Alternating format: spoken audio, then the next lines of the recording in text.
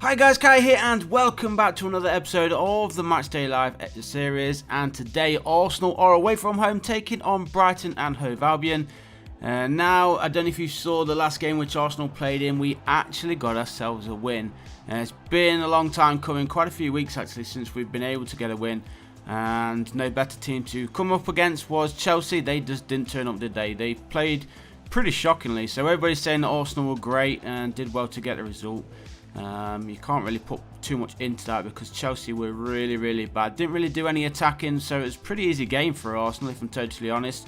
And then Chelsea did drop points yesterday against Aston Villa, so they're not in the best of forms, Chelsea. But onwards with Arsenal, hopefully we can grow on that 3 points against Chelsea and get another victory here to finish off 2020 with 2 good wins. If we do win today, that could possibly take us up into 12th in the league, depending on the other results around the league today as well, of course.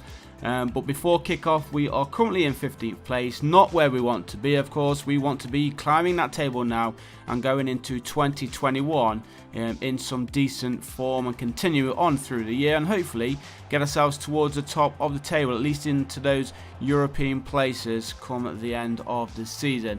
But a good chance there for Aubameyang. I'm not sure whether he will be starting today. He didn't start against Chelsea in midweek. Well, I say in midweek. It's midweek now. I'm losing track of my days. But yeah, he didn't start against Chelsea. Whether he starts today, I think he will be fully fit for this game. So I guess it's up to Mikel Arteta whether he wants to go with him or start with Lacazette, Nketiah, Martinelli maybe as the main striker. Martinelli did have a good day the other day. But he's still, I feel like he's still holding on to that injury a little bit. He's not fully fit completely.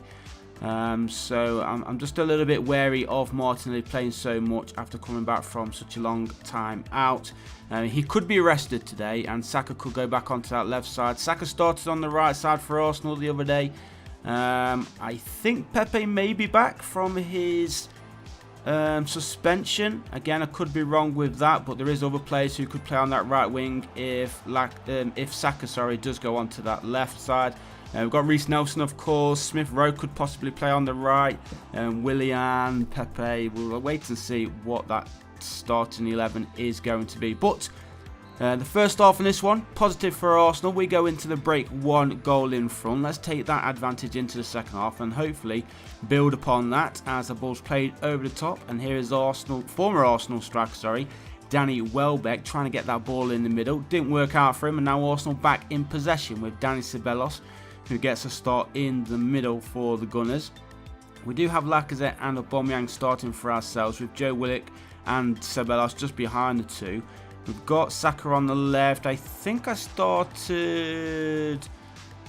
No, actually, we've got Saka on the right again and Martinelli on the left for ourselves.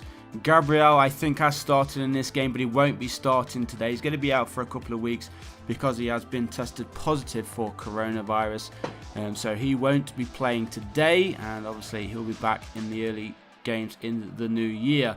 But good finish there from Joe Willock. Nice to see him get himself on the score sheet. There is going to be a change here for Brighton. Just over 10 minutes remaining. Brighton trail by 2-0. So far, a good performance from Arsenal. So fingers crossed we can replicate this in today's game. They all kick off at 6 o'clock today, I think. I think there might be one late game. Could be wrong in that, but I think the majority of today's games all kick off at 6 PM. And here is Aubameyang, plays that one forward. Nicely played through Martinelli.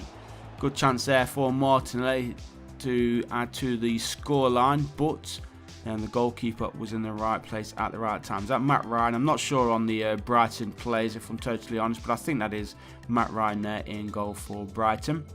So into the final 8 minutes then. Still a 2-goal lead for the Arsenal. Corner gets swung in and headed just wide of the goal. Rob Holding, who actually, did he hit the woodwork the other day? I'm sure he came close with a chance hitting the woodwork, and that one just going wide this time from that corner kick. So into the final 5 we go then. Bellerin, he gets a start for us today, although I'm not a big fan of him as of late.